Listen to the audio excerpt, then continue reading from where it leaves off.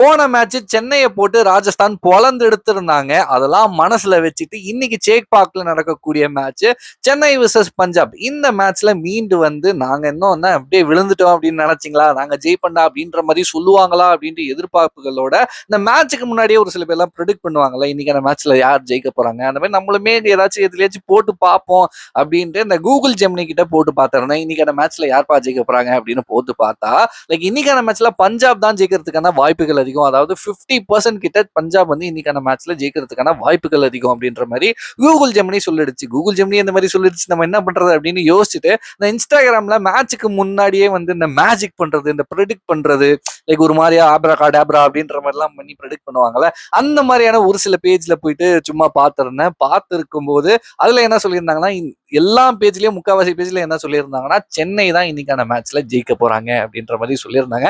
But எனக்குமே என்னோட உள்மனசுமே என்ன சொல்லுதுன்னா, இன்னைக்கான மேட்ச்ல சென்னை கண்டிப்பா ஜெயிப்பாங்க அப்படின்ற மாதிரி தான் தோணுது.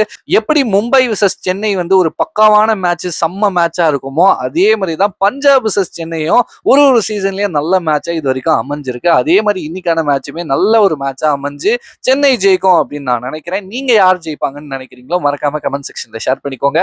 பாய்.